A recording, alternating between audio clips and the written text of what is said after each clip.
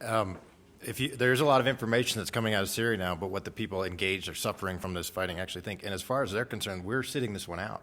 I mean, it's very clear the reporting out of Syria is the U.S. is having no impact on the ground. In fact, the narrative looks more like Al-Qaeda is having an impact and Hezbollah is having an impact, but we are not. It strikes me as President Obama is stuck with no good options, and this will go down in history as a failure of his policy. But he's confronted only with options which make the failure even worse. Because in order to really make an impact here, we have to make a difference on the ground. It's not enough to figure out who to write a check to or ship a bunch of light arms to. You have to figure out who are we tipping the military balance in favor of so that there's a better outcome at the end. And we are not doing that at this time. But with your, I don't want to say approval, but you think that's the right choice at this point? Yes. Okay, let's take it back to Nigel Sheinwald. Well, You're very good with the word yes. Nigel Sheinwald. I just think that Rich's analysis is flawed and slanted in his favor, because the reality is that there is a political opposition in Syria.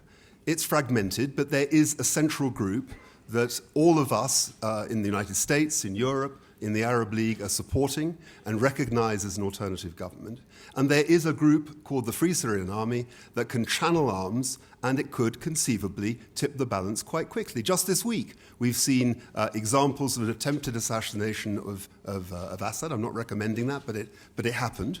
And we've seen continued taking of territory by the moderate and recognized groups. I accept that there is Al-Qaeda involved, there are a whole bunch of other groups involved, but that's been the situation throughout the Middle East over the past couple of years. And in all those other areas, we haven't said that the Tunisian president must stay. We haven't said that Gaddafi must stay. We haven't said that Mubarak must stay. We couldn't say that and accept that the will of those people was just going to be completely ignored. And that's what worries me about our opponents' position, that they are really arguing an old-fashioned view of realpolitik, keeping someone in power because it's the easiest option.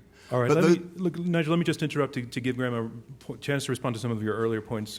Graham Allison. I think, Nigel, what you're saying is persuasive, but the Free Syrian Army representatives and the opposition, as Rich said, a lot of Americans know them.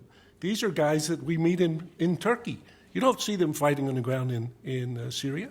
So they're spending their time talking to folks like us, not having any control over 1,200 different groups are fighting independently. Chairman Dempsey said last week, or 2 weeks ago, in very important testimony, he says, here, just a quote, about 6 months ago, we had a very opaque understanding of the opposition. Now I want to say it's even more opaque. Okay, Nick Burns. Just a point of fact, the Free Syrian Army is inside Syria. It's commanded by General Salim Idris.